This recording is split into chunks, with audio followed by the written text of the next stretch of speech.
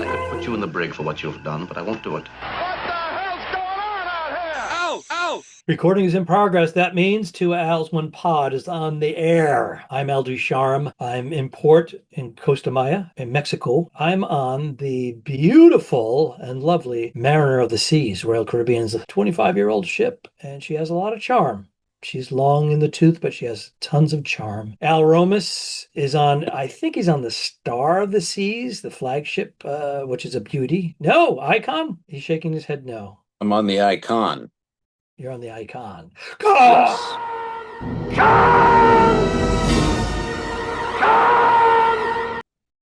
We haven't done that in a long time.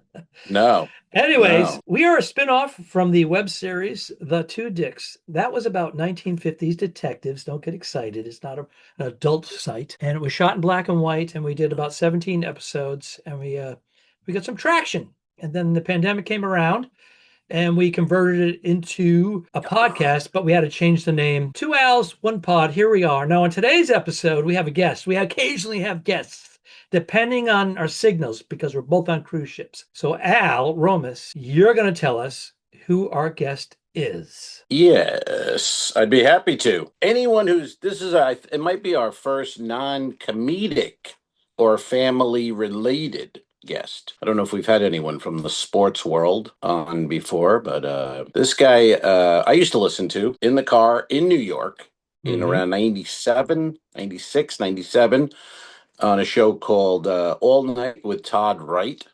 And I believe he was the founder of the show on ESPN radio. He's in Florida now. I met him about, 10 years ago. I'll have to get into it with him. I don't remember where I met him. It might have been Side Splitters or the Improv. I think he went to a show and chatted me up after that. But he's also the commissioner.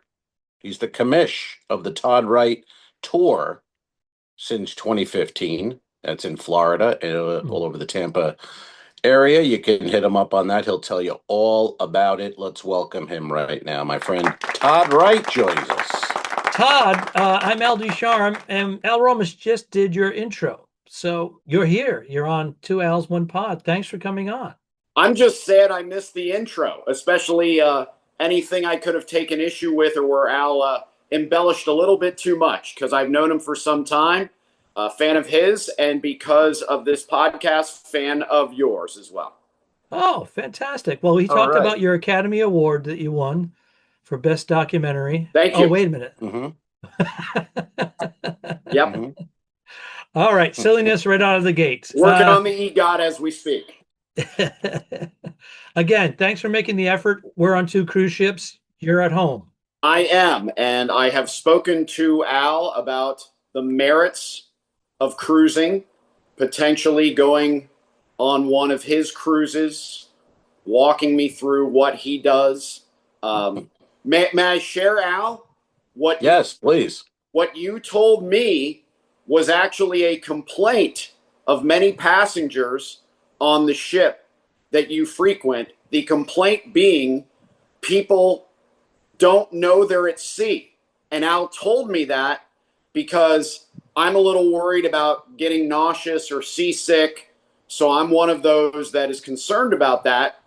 And Al says there are passengers who basically get done with the cruise and are like, wait, were we even at sea? What happened here? Did we ever leave dry land? So was that just meant to make me feel better, Al, or was that legit?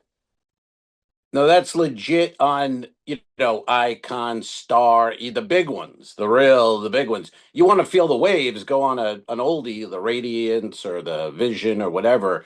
You'll Mariner. be aware you're at sea. Or the Mariner where Al's on. He's aware he's at sea.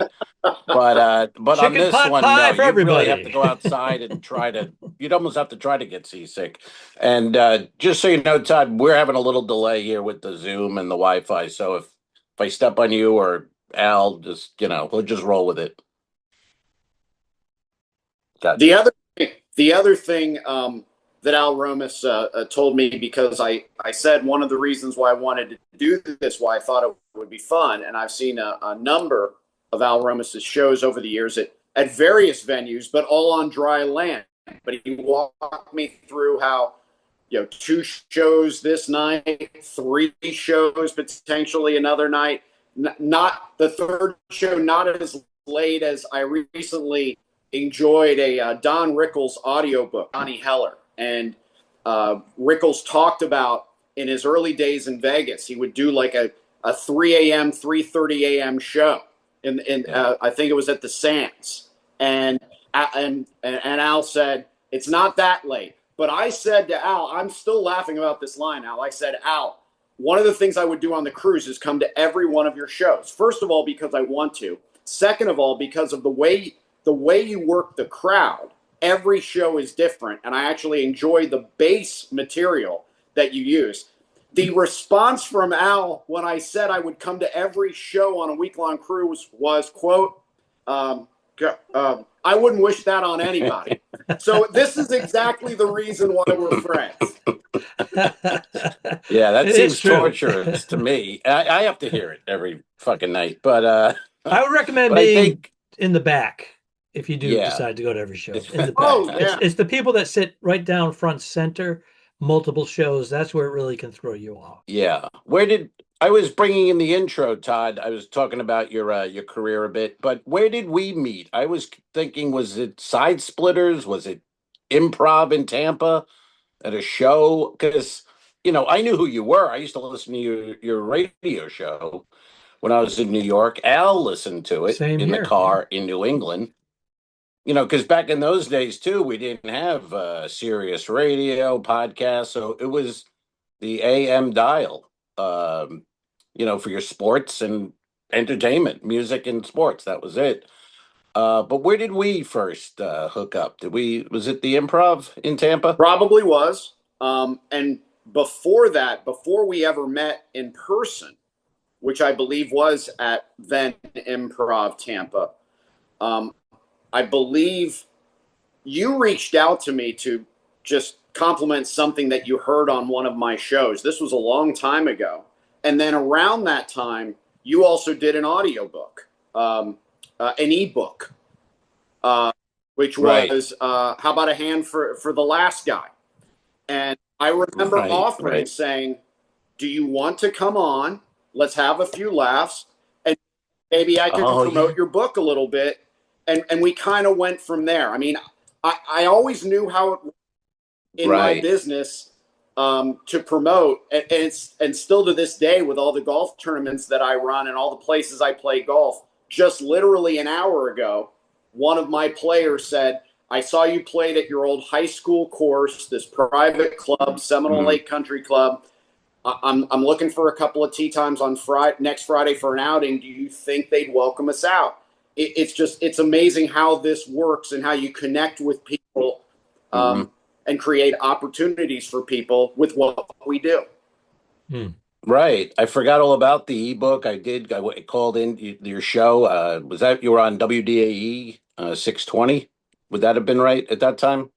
It was either that station or it was even before that station, Al, where it was the original sports radio station 910 in Tampa Bay. Oh, wow. A horrible signal out of Plant City, Florida. But because it was a Plant City signal, in later years, I found out that a number of people with the Cincinnati Reds who trained in Plant City, like Marty Brenneman, the Hall of Fame voice of the Reds, said, Todd, I would listen to your midday show driving to the ballpark every day in March.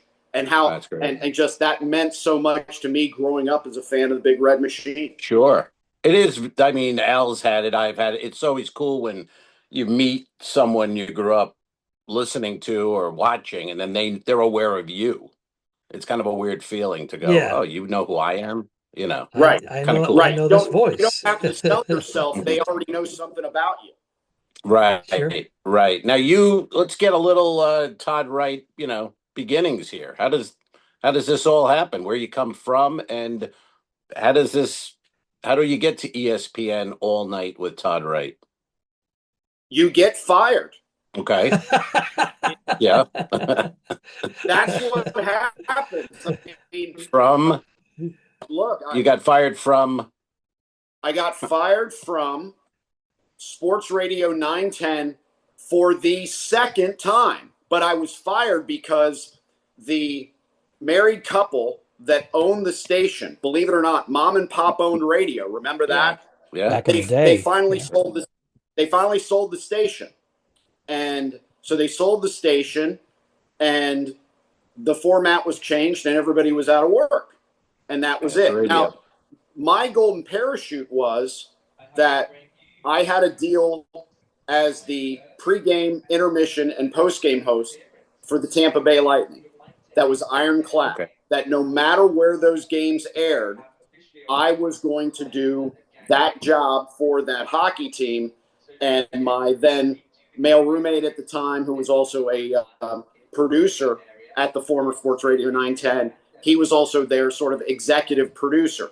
So we had jobs, and then a phone call came in because I'd been doing stuff just via telephone from Jacksonville Jaguars games, Orlando Magic games, Tampa Bay Lightning games, Tampa Bay Buccaneers games for the growing ESPN radio brand that was suddenly popping up on stations all across North America.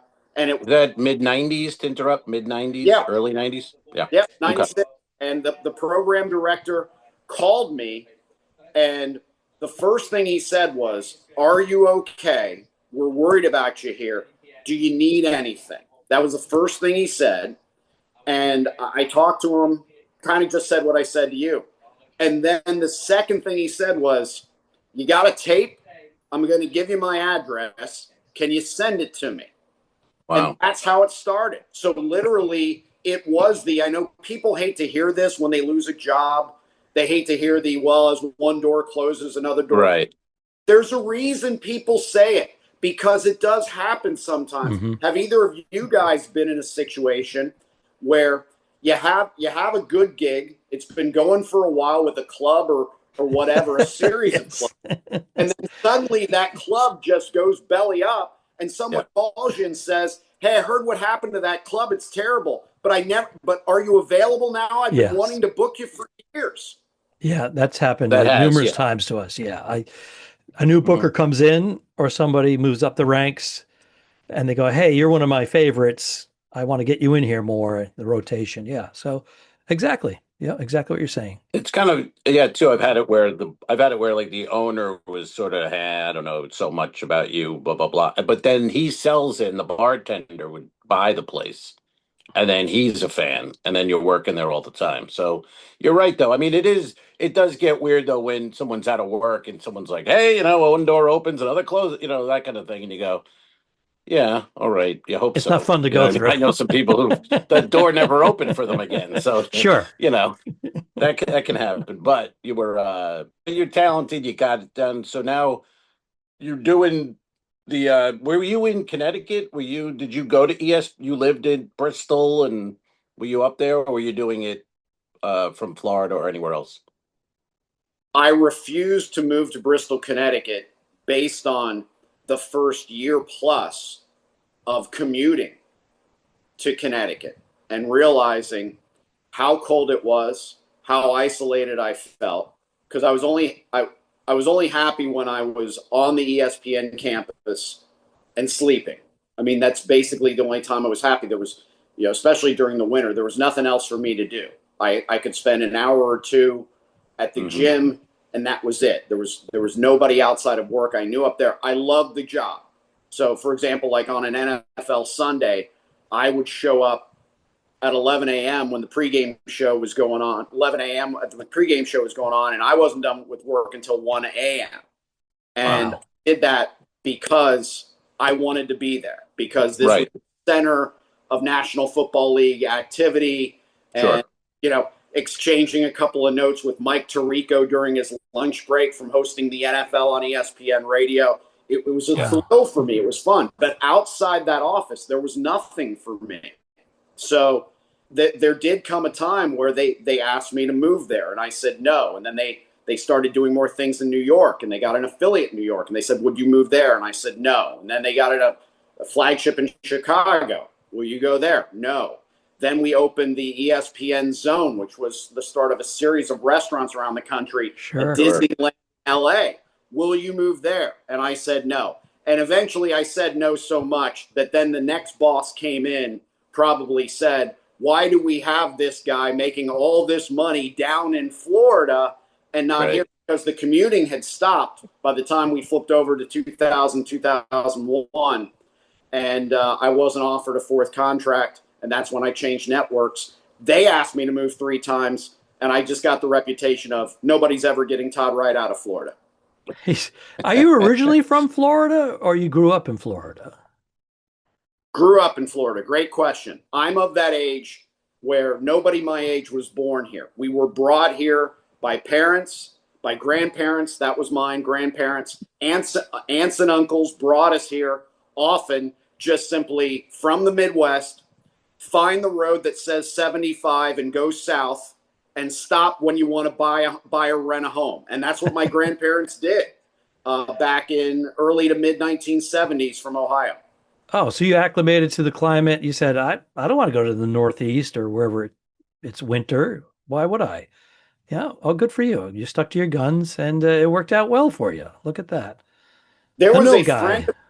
There was a friend of mine, and he's actually done very well in the sports radio business after some other things. He didn't initially want to get in the sports radio business, but he ended up doing it sort of just as a straight man who could a straight guy who wouldn't tell a lot of jokes, working with an athlete, kind of a traffic cop type guy. And I went to college with him when he had aspirations to do other things, and just a really good personality.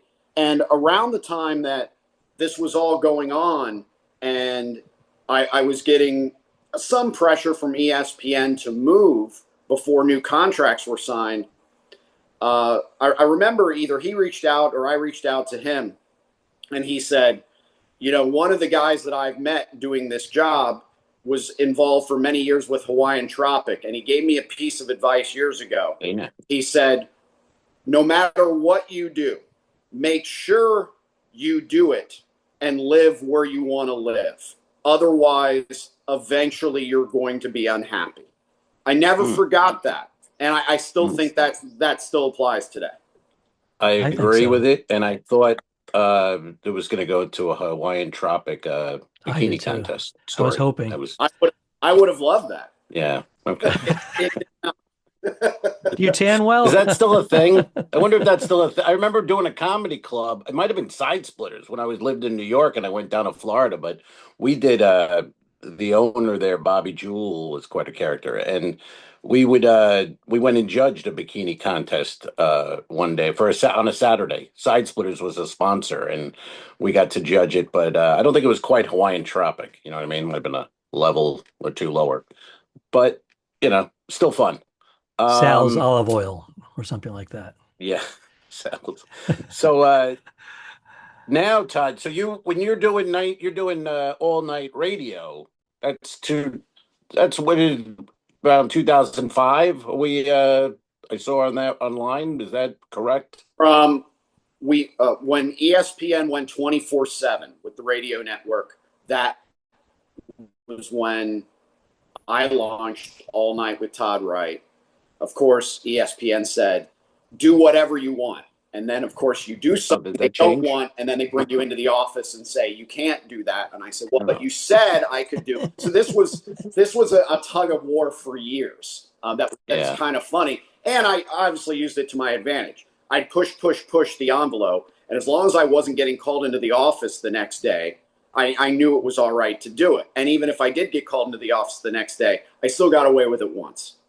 So as the network launched 98, 24/7. So prior to that, I was doing the weekend shows with 2 other very talented hosts, the evening shows called Game Night on Saturdays and Sunday, or filling in for then, which was a huge national show, weekdays, the Fabulous Sports Babe, which also an hour of her show was simulcast on ESPN2. So there were days I was on live television, on the Deuce, as Dick Vitale famously nicknamed it. So that's where that all started, was late 90s and into the mid 2000s before I switched networks.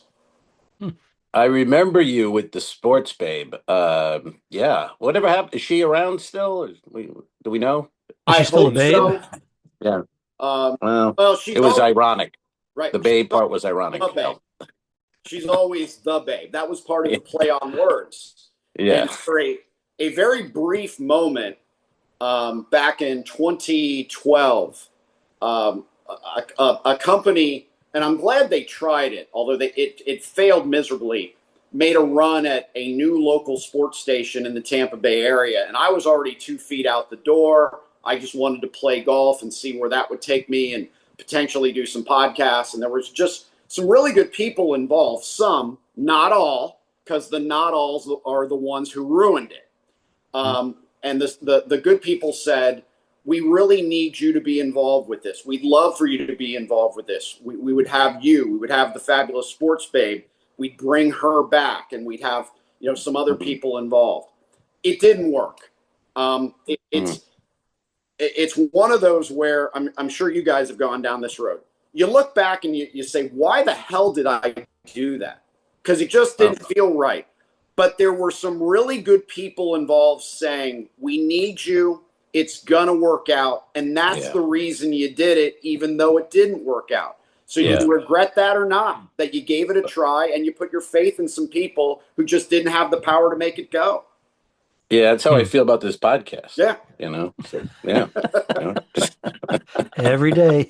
But we hang in there weekly. And but yeah, those were I remember that so well. I forgot about you with the babe.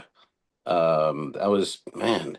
But also now I see you a lot on Bay News 9, and you still do Sun Sports and things with Florida? Is that Florida Sun Sports? Was that a station? Am I wrong?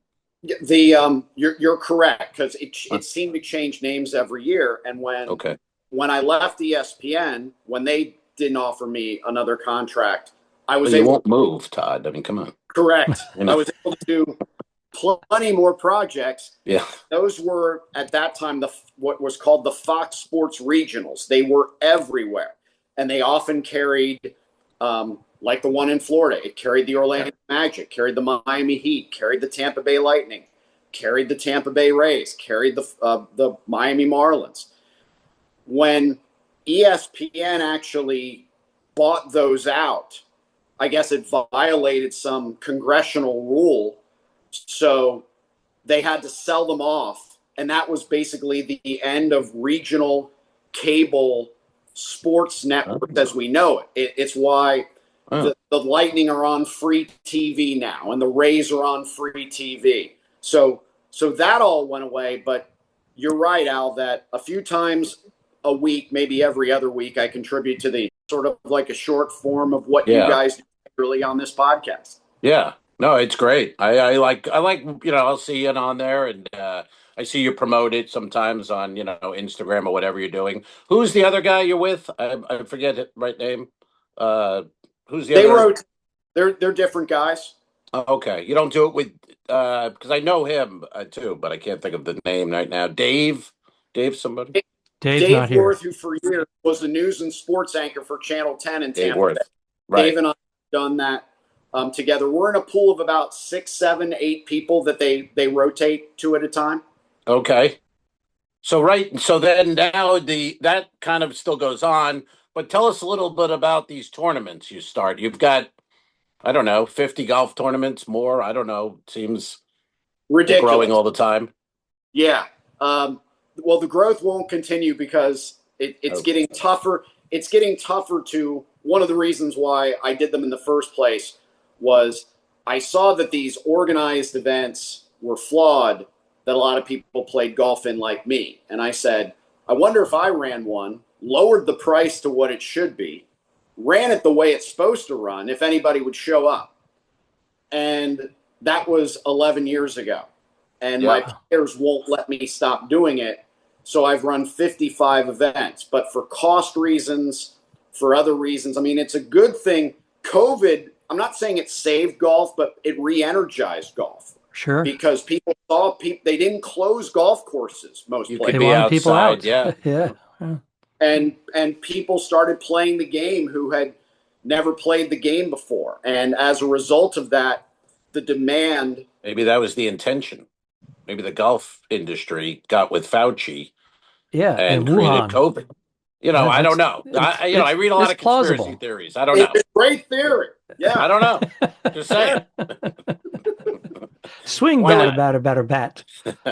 It's tougher for me to keep the price where I want to keep it for these golf courses don't need organized outings because they get so many people. They're either more and more places are going private because they can. The public places they get more money for public tee times than they would offering a deal for a cut rate. But it's been great. I've met a lot of people. I run my own event. I run it the way I think it should be run. I met a lot of really good people, a lot of fun people connected with businesses. When I stepped away from doing long form sports talk radio, I don't listen to most people. It's a flaw. But the people closest to me, who I do listen to, said, you better find something you like to do or you're going to drive us crazy because you're going to have too much time on your hands. And that was golf. I had played golf, but not as much. And the more I played, the more I realized maybe I could run my own events. The events worked. So it filled a void in my life that was going to be there. And it's been going for 10 plus years. It may or may not be coming to an end with this coming season of events for the reasons I laid out. But it's been very worthwhile. It's been fun. Over a decade. That's phenomenal. That really is. Yeah. How's your game, by the way? How's your swing? To quote, so for the what do you think, Al? For the 8 hours that Barry Melrose was coach of the Tampa Bay Lightning, he was at he was at a Vinny LeCavalier fundraiser event at Hard Rock, and I knew Barry from ESPN, so I go to the event.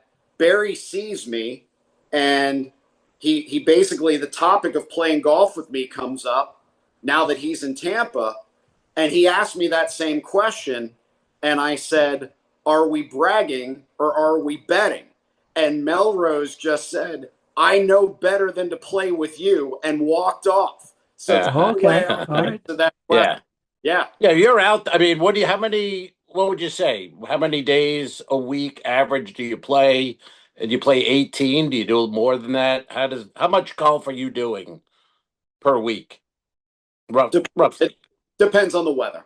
I mean, Sure. Right now with the Florida weather, no. Yeah. No, it's too hot. 2 to 3 times a week.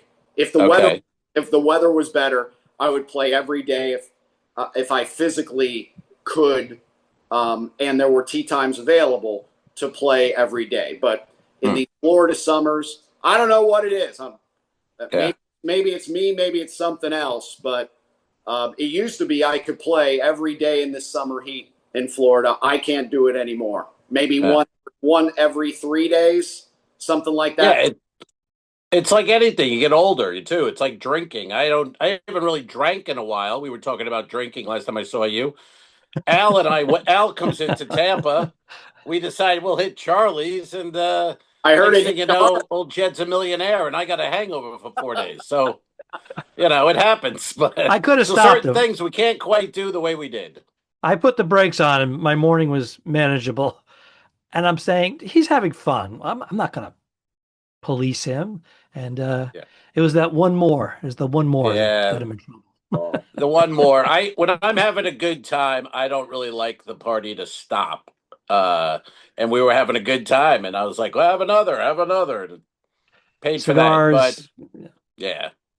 But it was fun. I enjoyed the role of the waiter in this story. That was my favorite part of the story. Oh, the waiter. That was a different. The chocolate martini. Oh, that guy. Yeah. That was a different night. But yeah, that guy. That was all true. I mean, I don't think I embellished a word of that. That guy hated me. He was just embarrassed to bring me hey, sorry, man. I like a chocolate martini. I'm not going to be afraid to say it. Hey, I got a question for you, Todd. I was reading an article yesterday, and you're certainly connected to all this kind of thing.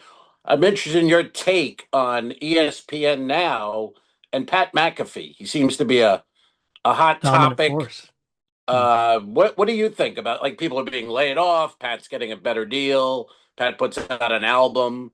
they're promoting it, but then people are saying they were told not to promote it. What's your take on McAfee and ESPN today as what we remember back in the day? 20 years ago, I wish I had McAfee's deal. That's what I wanted. He owns his own stuff. That's what anybody wanted, because you have license to do whatever you want that you feel is in the best interest of the product that you are providing to your audience, and that it will benefit ultimately the network that you are on. And I'm not saying I would have or do things the same way Pat does, but to have that, I guess it's the equivalent in Hollywood where you have, say, on Final Cut, or in music, you have the final edit on how your album is going. He has that.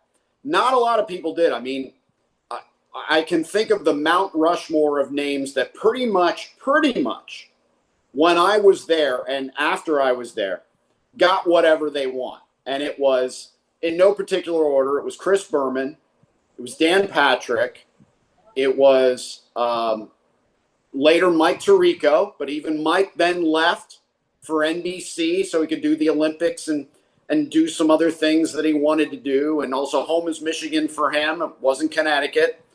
And Chris Fowler, always very high up. I mean, like it or not, I was always a fan of, hello again, everybody. I'm Brett Musburger. You are looking live at Veterans Stadium in Philadelphia. Well, Fowler's the reason Musburger was pushed aside at ESPN and pushed to the SEC network game. Because remember, Musburger worked with Herb Street. Fowler was doing game day. Fowler didn't want to do game day anymore. He just wanted to do games with Herb Street. And that's how that happened. But Fowler had the power and he used it. And I think he's always been very good at what he does, college football, and also loves doing major tennis. No one, maybe not other than Berman, has had the power that Pat McAfee has. And for better or worse, I mean, just the fact that when you watch Pat's show on an ESPN network, ESPN is not allowed to cut in and put their own bottom line here. It's Pat's bottom line. He sells it. He puts whatever he wants on it. That tells you all you need to know about how he's totally in control of what's going on. Yeah. Yeah. It's great. I mean, I think it's great. Yeah. I think it's great. He's an interesting guy too. I mean, he was the punter in Indiana. And then when he retired, he was doing stand-up. He would go on Bob and Tom and talk to Bob and Tom. They're like, you're a funny guy. And he's like, really? And then he had a name. So he would sell 1,500 tickets to a small theater in Indiana and do an hour. And I'm like, holy shit. Like, that took me 20 years. How do you just go, all right, I'll be a comedian now and I'll do an hour and be entertaining? I mean, we've had now, Todd, you have a podcast. Am I right? Yeah. Yep. What's the name of that pod? Let's plug away. Yeah, plug away. There's the fantasy football podcast, and then there's the non-fantasy podcast. And I've done other podcasts over the years, but the two that are still going, the non-fantasy podcast, which is whenever I want, on whatever I want.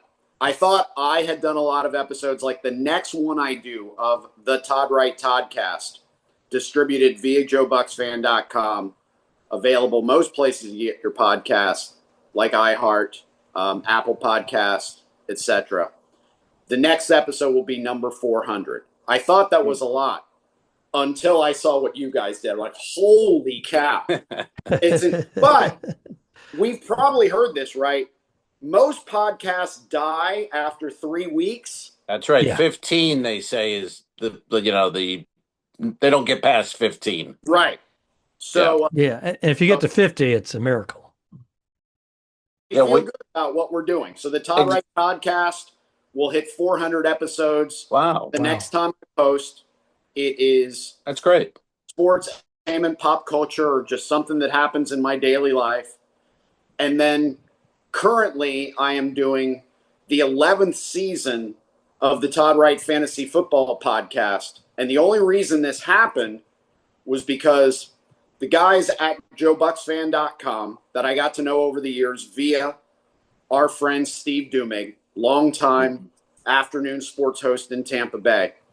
I said to the guys at Joe Bucks Fan one day, I said, why don't you guys do any fantasy football on your website? And their response was, because we hate fantasy football. And I said, oh, okay, it's a fair and acceptable answer. And they said, for us. And I laughed at it. And 2 years later, I'm doing a fantasy football podcast for them, and they're sponsoring it and giving me 100% of the money just because they want my name on the website and they like the content. And we've done that for 11 years. Kind of how I've done the golf tournaments for 11 years.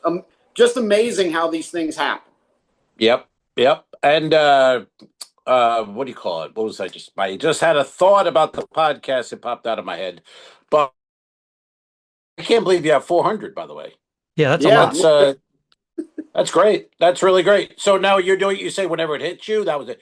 It's not weekly. I can't every Monday. I'm not getting a Todd Wright pod. I got to wait till it hits Todd's fancy and then he throws one at me.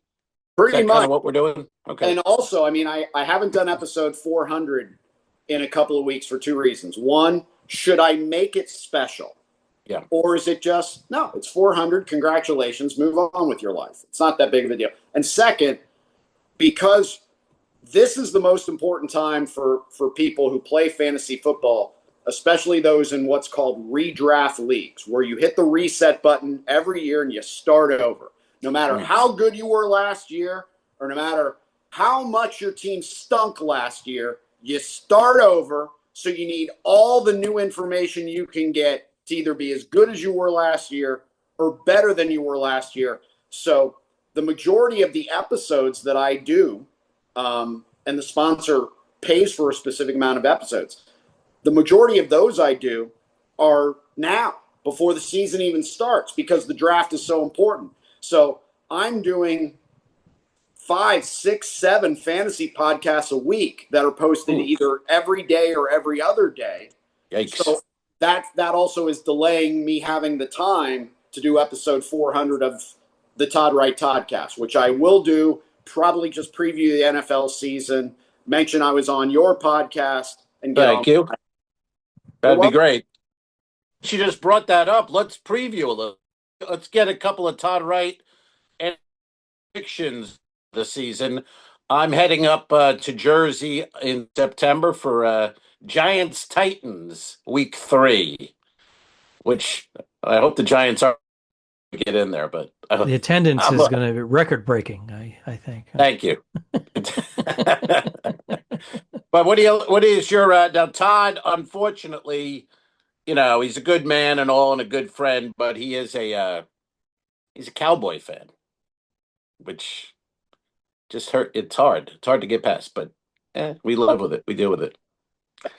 Yeah. Don't hit the button, Al. Let him stay on. I want to hear his predictions. My question is, are you originally from Cincinnati? Is that accurate, or is that? Yes. Okay. And at the time, nobody was a Bengals fan. So I was a fan of the Reds because here was the team the Reds had when I was a little kid. Johnny Bench, Tony Perez, Joe Morgan, Dave Concepcion, Keith Rose, George Foster, Cesar Geronimo, and Ken Griffey Sr. Kind of hard team. Not to be a fan of baseball. That's a National League All-Star team. I mean, honestly. Yeah. How many Hall of Famers from that team right there? Half a dozen. All but Geronimo, Concepcion, and I don't think Griffey Sr. got in. So when Junior either got in or get in, that's kind of Dad getting in with his son, I guess. Yeah. You can't put the whole team in. It would be like putting in the whole Pittsburgh Steelers from their run 4 Super Bowls. You just can't do it. Right. And now a guy like Dave Concepcion, if he played today, would be, a Hall of Famer. He would be a superstar. But in that day, everyone was so, that team, he was good. He was a good player. Yes. But not a star the way, today would be. Let's get into a little NFL Well, hold on. predictions? I wanted to What's ask that? you about the Reds with Francona Sorry. managing them now. This is a second season as the manager. Yes. He's got the 2 World Series with the Red Sox, so of course I'm familiar with that from long ago. But how do you feel about his level of management at this stage of the game for him? First of all, I'm amazed he took the job. Right? He said he was done. I believe the previous job was Cleveland, and he said he was done. And then here a couple years later, I mean, of all jobs to take with one of the most hated owners who doesn't have the money to compete. Granted, we're headed to a salary cap era. We might lose baseball altogether in 2027 because they're that way. getting the salary cap. But I'm amazed Francona took the job. And, not only from his days in Boston and getting them over the hump, I think that's a very special talent to be a good manager. It's something that if I was still doing All Night with Todd Wright on ESPN radio, I'd love to try to tap in more to why certain people, what it takes to be a good manager, because it's different than being a head coach in any other sport. And especially now where so much of it is answering to the analytics or the computers of what the tendencies are of a pitched ball, a hit ball, and where the fielders are. So there's less about, I got a gut feeling about this guy, this spot. Yeah. And it's more about, here are the numbers. Here is who Moneyball we have for this specific situation. And the manager has to not only deal with a 25-man roster of very highly paid individuals, but he also has to answer to management saying, well, this is why you have the guys. If you don't use them the right way, it's not going to work. It's kind of a no-win job nowadays, in the sense, because I remember as a Yankee fan when Joe Girardi, when the analytics starting, and they'd have a shot of him in the dugout with binders, and all the fans were losing. We didn't even know what was in there, but we're just losing our mind because you want to just spreadsheets. be a manager. You know the game. And he's reading a binder, and we're like, what are you doing? Put those binders away. He's not even the manager. It's all from upstairs. It all comes from upstairs. All fans love to say that. It's coming from the Harvard boys upstairs. But analytics probably is, actually. What do you think of it? Well, it's funny you bring up Girardi, because one of the things about Torrey, and when I was on All Night with Todd Wright and would go to the World Series every year, it was on that amazing run for the Yankees where they won 10 straight World Series games in a row. Because 96 and 90 because they swept. It was 10 or 12 in a row because they swept 7. 97. The Indians knocked them out. They didn't make the 97 World Series. Cleveland did, lost. Right. But they won then. They had a sweep in 98, a sweep in 99, won the first 2 in 2000. And those are the days I was sick. Yeah, go ahead. I still remember I'm at Shea Stadium for that World Series, Yankee Stadium, because that's when Clemens threw the bat in front of Piazza. Oh, Piazza, yeah. It was like dogs and cats living together. Mass hysteria was going to happen. Yeah, everything going on in the Subway Series.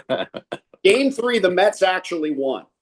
The Mets won, and suddenly there was this feeling. It was like when Drago gets cut by Rocky in Rocky 4. It's like he's not a machine; he's a man. It's like the Yankees lost a World Series game. What's going on? The Mets beat the Yankees in a World Series game. It's over. The lead up to Game 4 was so palpable. And then Bobby Jones gets on the mound. Derek Jeter steps into the batter's box. First pitch, Jeter hits it out. The series is over. And I love telling this story because after the game, Bobby Jones did post-game media. He was a nice guy. And he was just asked, what were you thinking? Walk us through what you were thinking on that first pitch of the game to Derek Jeter. And Jones said, I didn't think he'd swing. Mm. I mean, it's an honest answer, right? Right. It's first pitch. Take a first Everybody's pitch. firing their cameras and everything. Sure. I didn't think he'd swing. So the next year, I'm hosting the ESPYs backstage. We did a live radio show, even though TV tape. And Derek Jeter sits down in front of me in a tuxedo. And I bring up the home run to open game 4. And I said, by the way, do you know what Bobby Jones said is the explanation for the pitch you hit out to open game 4? He goes, no, because Jeter never paid attention to what the other teams were doing. I said, Bobby Jones said he didn't think you'd swing. And Jeter just gave me that smart-ass look that we all know and said, I'm always swinging. I just love telling that story from the 2000 World Series. Yeah, that's cool. Fantastic. Yeah, that is. So let's little NFL, if you could. Okay. Before, We won't talk big about the season reverse begins. sweep of the Yankees in 2004. But good. No, go ahead. NFL. Let's do it. Amazing. I mean, may never be done again. In any sport, right? Anytime a team gets up 3-0 in a hockey play series, an NBA series, a baseball series, it's like, well, it's over unless it was the Yankees and the Red Sox. Yeah, that was horrible. That was the World Series, as we all know. That was the World Series. That was the fake blood sock series. It was awesome. A little Hollywood. Little extra blood on the sock. Not only was it over, but considering who the Red Sox beat in the World Series, we're not talking about a nobody. Beat the frickin' Cardinals. Blanked them. The Louis Cardinals at a time the Cardinals were good. And this is a historic franchise, and that was also a World Series that I covered. And as great of a baseball city as St. Louis was, they knew. It's just like, no, it's not our year. We got here, but it's not our year. Yeah. It was enjoyable for me. I'll say that much. All right. Sure, let's jump over to the NFL now. Go ahead. Let's get a little I'm interested to see what your thoughts are. A little prediction time. I don't do fantasy. I never did, even though it's not I for love sports. It's too much, the whole thing. It always seemed like too much to me, but I know people love it, and that's great. And I just kind of follow the Giants and the Bucks to a degree. Mm-hmm. And then, watch whatever I need to watch. But I'm interested to hear what you're looking at and what your thoughts on. Let's start with the NFC East, since our 2 teams are there, and we'll get to Al's team in a minute. Right. Well, what I would say is I felt the Giants were going to come up here. The thing about the New York teams in general is kind of amazing. Over the last 5 years, both New York teams have the same win total, and it's the lowest win totals of any franchise in the NFL over the last 5 years. Unreal. Then you go back over the last 10 plus years. The New York teams don't win the first 2 weeks. They don't win the first 2 weeks. What's the explanation? Why aren't you ready to go? Why aren't you ready to play? And then the one I obviously know, because the Giants and Cowboys tend to play early in the season because NBC knows they'll get huge numbers for the game. No game, and I'm not a huge fan of Dak Prescott. I don't mind him as an individual. But for years now, I haven't wanted him as the Cowboys quarterback, and think they shouldn't have given him the big contract that extended him a couple of years ago. Should have let him test free agency. Probably would have ended up with the Raiders. That would have been fine with me. But no game that Dak Prescott has started and finished against the Giants, the Cowboys have lost. And that is very telling as well with the Giants and the Cowboys. And also, he carved his name in his lawn in front of the house. Then I knew something was up. I'm like, nah, Dak in grass. Did you see that in front of his house? Well, we're Giant fans this year because we have a lot of hype and hope. Yeah. But we're saying we just have to beat the Cowboys week 1. We have to beat the Cowboys week 1. We can't start 0-1 again. That won't. You know what I mean? If you're going to change everything from the horrible 10 years we've had, we have to beat the Cowboys week 1. And then the rest of it, I'm not expecting anything, but if they got 7 wins next year, I'd be thrilled. Maybe a wild card battle at the end. I'd be thrilled after the last few. So, but give me a couple of rundown. I'm going to write down a couple of things you're saying, who you like, and we'll go all the way through the playoffs. And who do you got winning the whole thing as of today?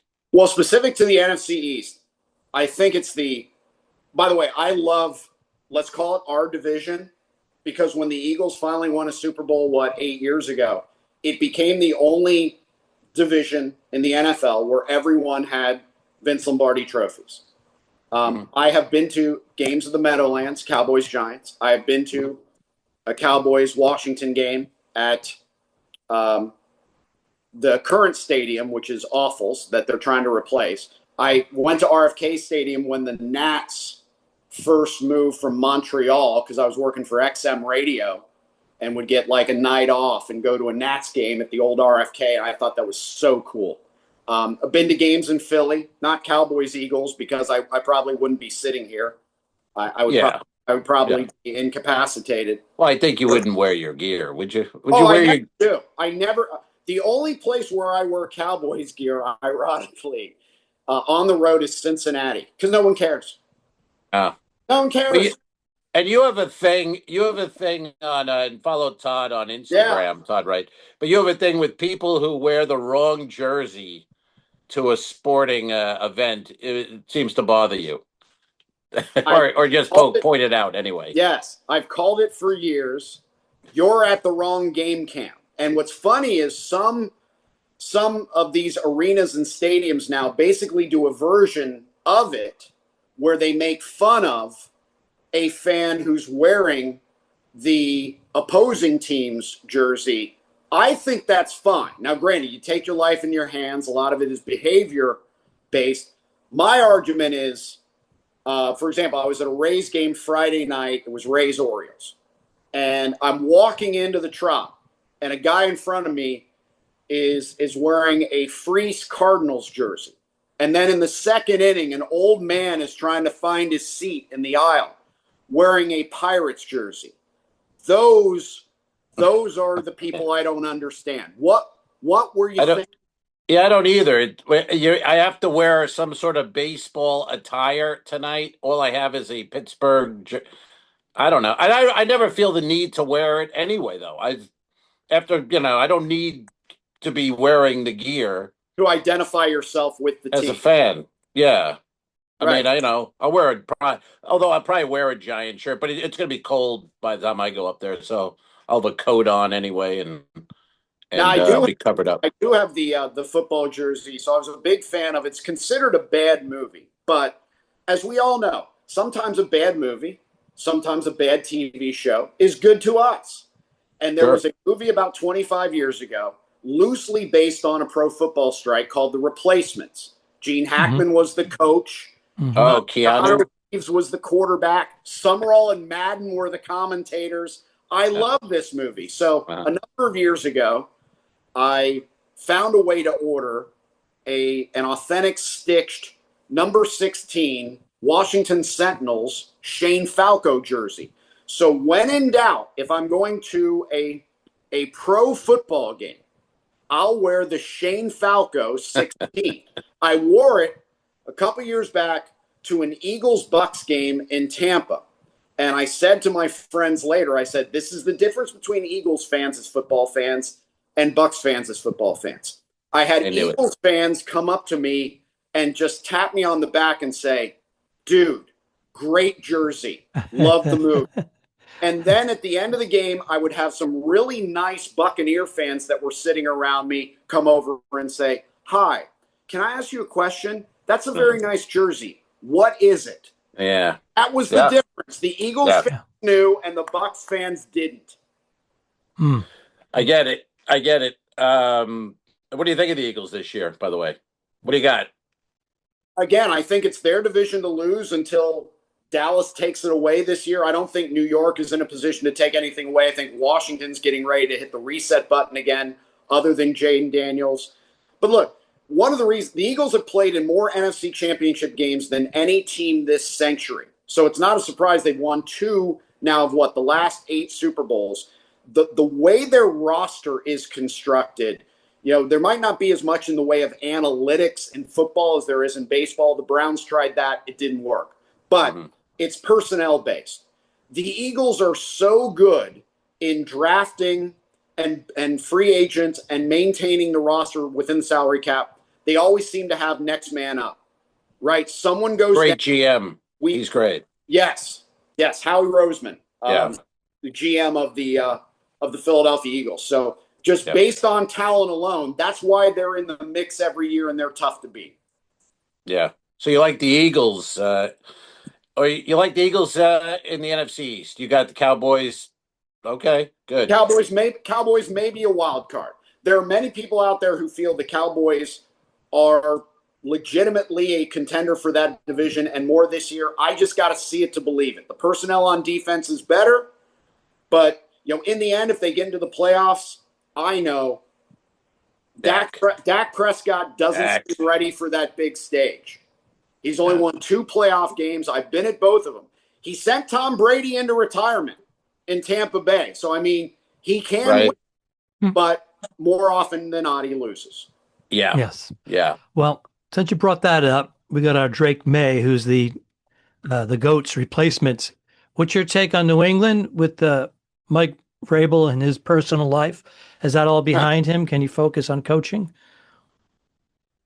Well, as it relates to Vrabel, we're waiting for something else to drop here. We're waiting for her to somehow tell her story, because what does she have to lose at this point? The one point I will make about her is she was not a good national NFL reporter for many years. Do you know her, Todd? Have you met her? I don't know her personally, but her information was bad. So that's what I'm amused by, where people are saying, wow, this is not a good way to get your information to do your job. Well, the information she was getting wasn't very good. So she was not only doing things the wrong way, she wasn't reporting things the right way. My favorite reference to this was, speaking of the Eagles, every year we go through this, get rid of the tush push, right? And it goes to a vote. And in the end, they don't vote it out because they don't know how to vote it out. They don't know how to regulate it. One year, right before the vote, she posted on Twitter, my sources tell me that there are the votes to eliminate the tush push. Literally, hours later, Adam Schefter tweets, tush push will stay. They don't have the votes. So that was just one example of how wrong she was on so many things. And from Vrabel's standpoint, I think things have died down enough for now where he can coach, where he won't have to sit out, which was the thought months ago. Drake May's interesting, Al. You brought him up because 23. Drake May is one of the few quarterbacks in the NFL who seems to want to and seems to have the coordinator who lets him actually throw down the field. There are so many quarterbacks now in the NFL who choose to just throw very short to medium passes and keep everything under control. I mean, the average depth of target for Patrick Mahomes over the past couple of years has been about 3 to 5 yards. Wow. That's where Rashee Rice catches balls. That's where Travis Kelce catches balls. That's why they needed an Xavier Worthy to stretch the field. Drake May will take a chance. And getting A.J. Brown, the feeling is that helps him hit more home runs on 15, 20-yard or more passes down the field. That is why that match made sense for A.J. Brown. I'm excited about that. Yeah. Pretty excited. Be interesting. What do you think of the Pats? You got the Pats up on top this year, or you liking them? Well, I mean, they. How about this? There are only 4 quarterbacks who have won the AFC East in the 21st century. Only 4. May was the 4th. Obviously, Josh Allen, Tom Brady, and the other one is a great trivia question because he did it with 2 different teams. the Jets and the Dolphins. Any guesses? Chad Pennington. That's it. Wow. Nice pull, kid. Thank you. We have All a promo. right. We do. We got a clip. The fact that the Patriots took it away, I think Josh Allen is one of the best players of this generation, and I think he's being wasted in Buffalo. I do. I agree. Just promoting his offensive coordinator, I don't think solves the problem. No. Bringing in DJ Moore, I don't think solves the problem. Their defense is bad. I mean, Josh had a rushing champion last year, and they still were a wild card relative to New England. So yeah, I think this is a potentially down year for Buffalo because of all the expectations moving into the new stadium. New England will have to do it against better competition, but it doesn't mean they won't win enough to still win the division. If they can win head-to-head with Buffalo, that's a big part of it. I don't know that New England's going back to the Super Bowl, but I don't know that just going to the Super Bowl every year defines a successful season. If New England wins, if you lose. I mean, it's interrupt, but it seems like if you go to the Super Bowl and lose, it's almost worse for your year because you're the Super Bowl loser. Like if you're a team that had, 12 wins, a good year, I think you think better of them than the team that went to the Super Bowl. Nobody remembers the team that lost in the Super Bowl. I was surprised they made it. I enjoyed it, but I was surprised. Yeah. An amazing run because if Denver has a healthy quarterback, Denver probably goes to the Super Bowl and they might win it. And I would argue as a Cowboy fan, if Sean Payton hadn't cast off Javonte Williams, he would have had a number one running back that might have helped him win a game in the snow with a backup quarterback because Williams went on to the Cowboys and was one of the top running backs in yards after contact. So, but as I texted, big surprise, I have a friend who's a scout with the Cowboys, and I asked him recently about Javonte Williams, and he texted back, and I said, why did Sean Payton hate him? And the scout texted back, Sean Payton hates everybody not named Drew Brees. That's a fair. Yeah, it's certainly, definitely. So you got, now what else? My other question with the Chiefs, you believe in the Chiefs this year? Is this a big comeback year for Mahomes and Kelsey, or is it kind of, might be kind of done here? I think it's more Yeah. We need to see Mahomes come back from the ACL. He had run the ball more and more each year. They paid Ken Walker to do that, the Super Bowl MVP, to come in.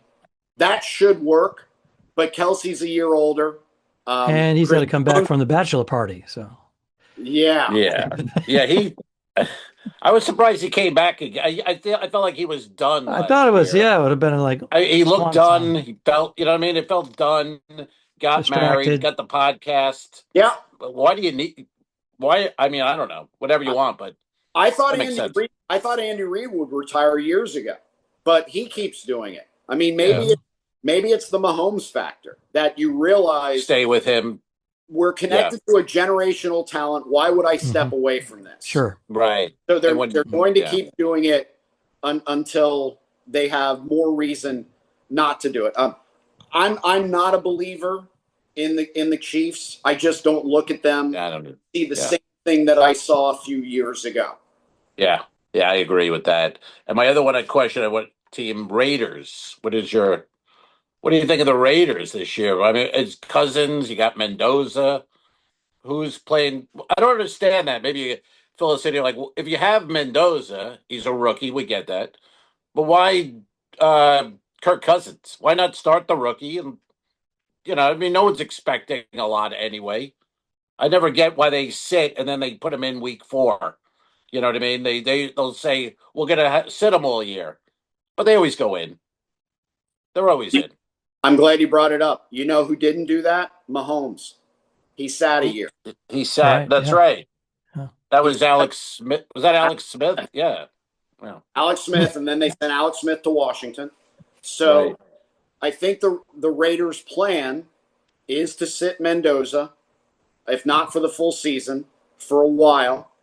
Not not make him feel like he has to save the franchise, and let him grow naturally into the position. You know, the head coach is very capable of being a winning head coach because because of his pedigree. He was the offensive coordinator for Sam Darnold and Ken Walker in Seattle last year. In the end, the Raiders' offensive line is slightly better, but I mean, it was brutal last year. It was horrible. Yeah.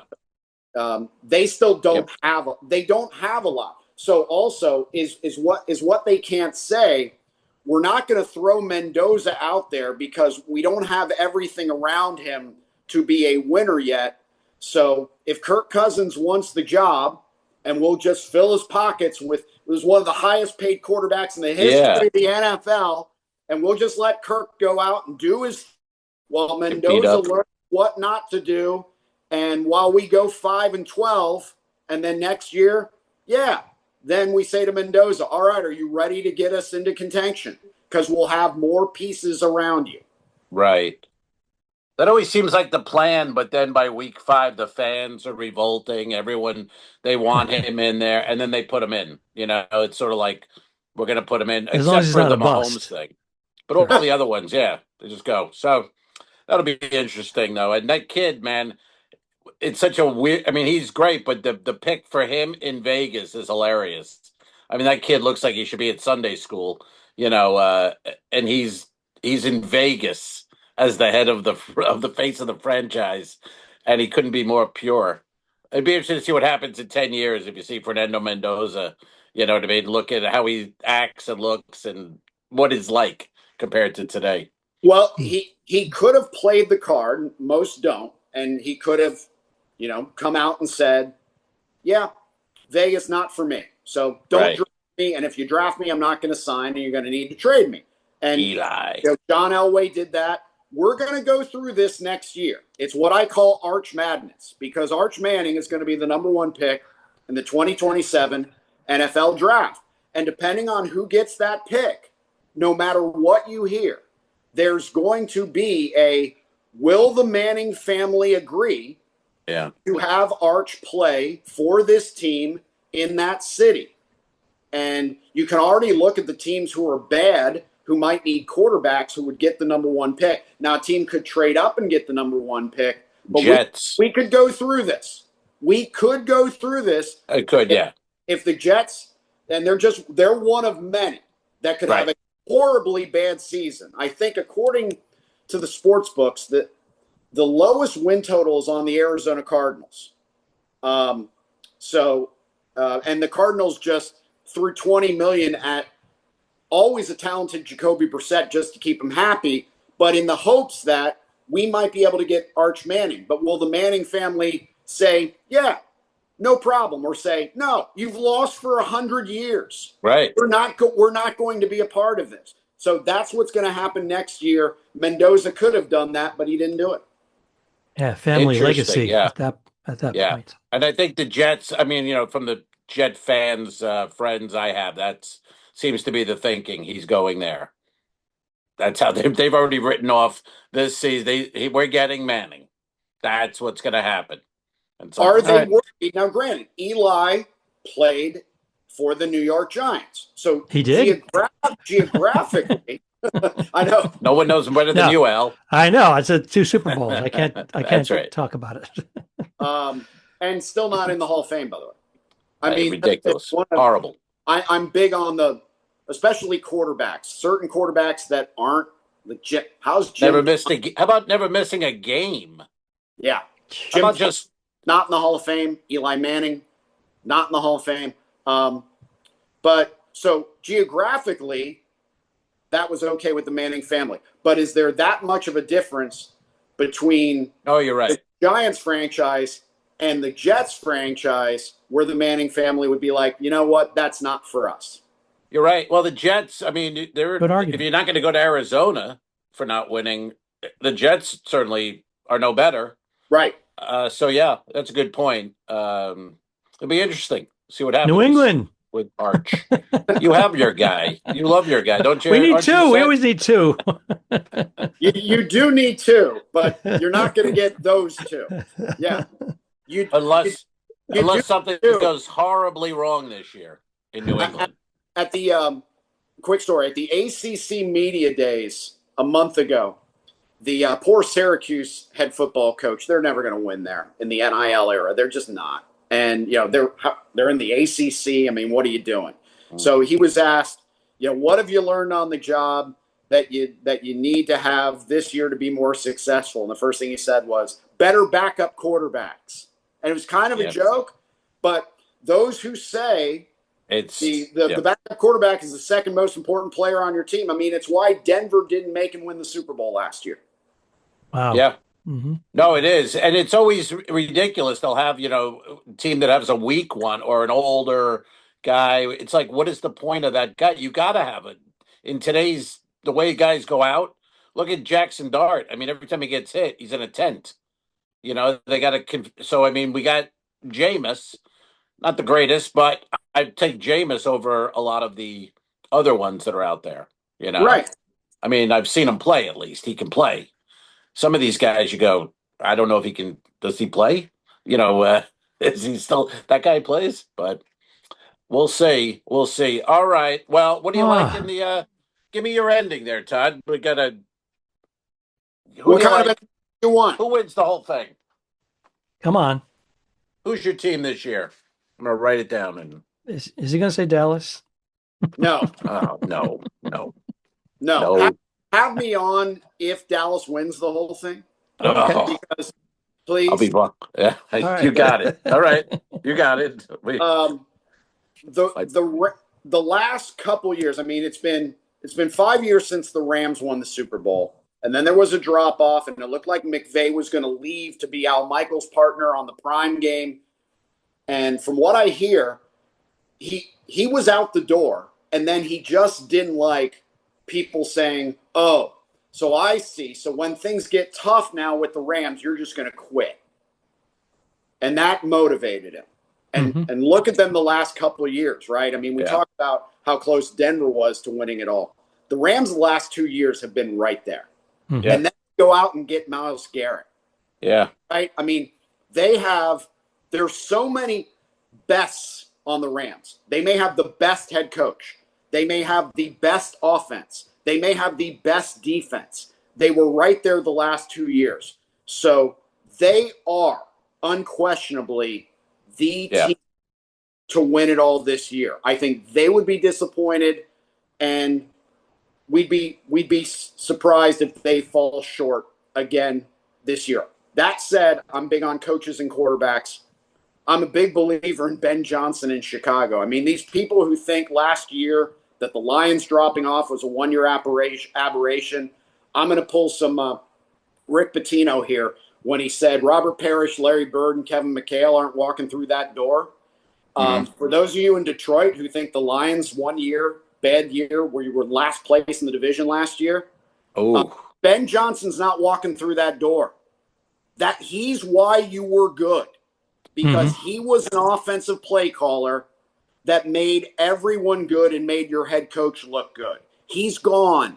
Look what the Bears did last year. They lost in overtime in the divisional round to the Rams. So the combination of Ben Johnson and Caleb Williams and what they're doing there in Chicago, that is a very chic, wow, could they be ready to make a Super Bowl run like earlier than expected this year? So I got my eyes on the Rams. I got my eyes on Chicago. I think Philly will be there. Not really sure AFC wise. I think Jacksonville can take another step. I don't think Houston can take another. It seems like Jacksonville. It's either this year or not. I mean, they're building. They're close, but they're building. What's his name? I don't Trevor. think it's this year or bust. I don't.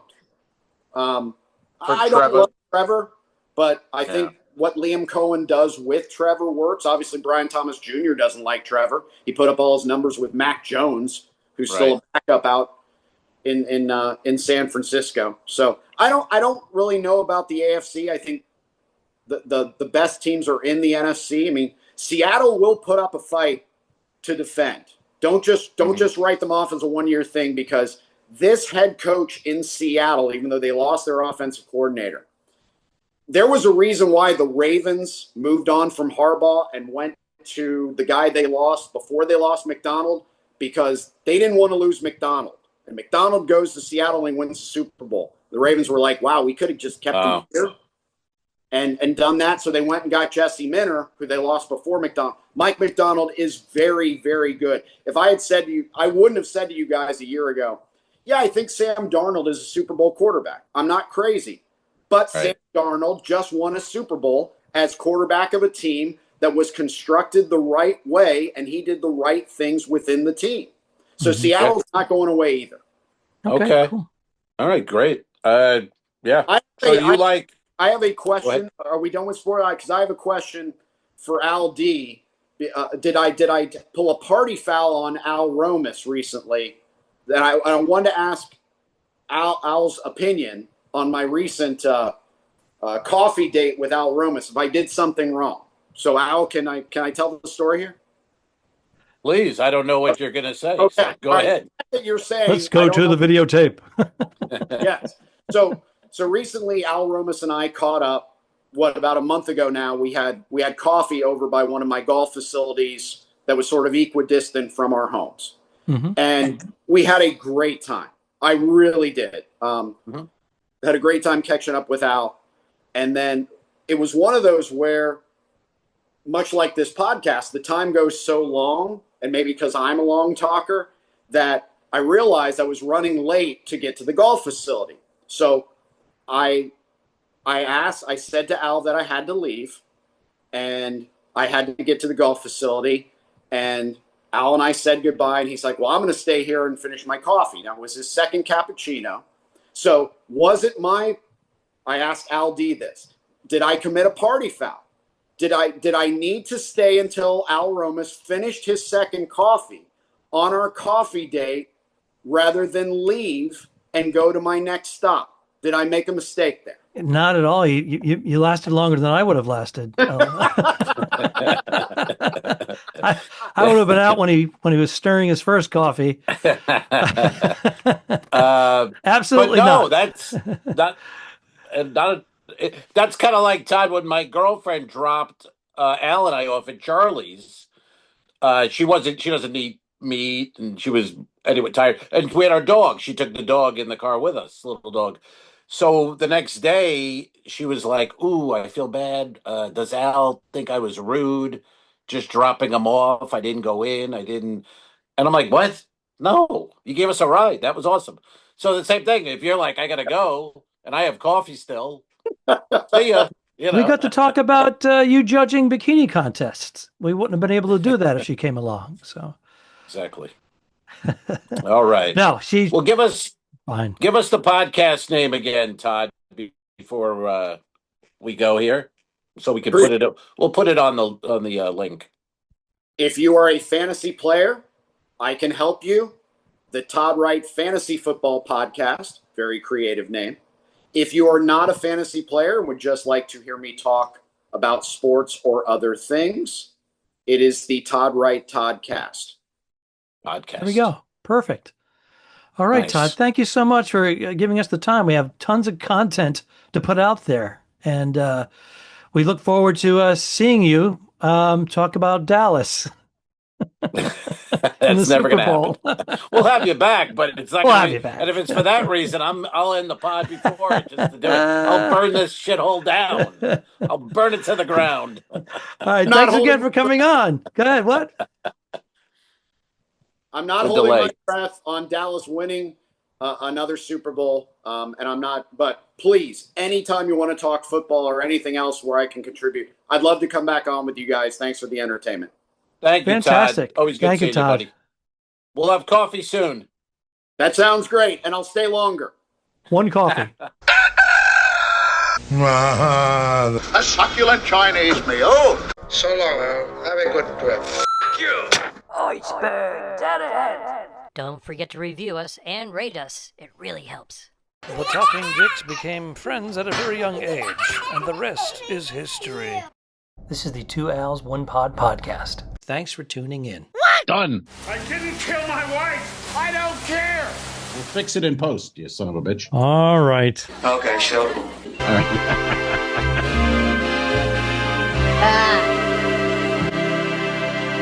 subscribe. This was a horrible mistake. Mary. Patreon.com/2owls1pod.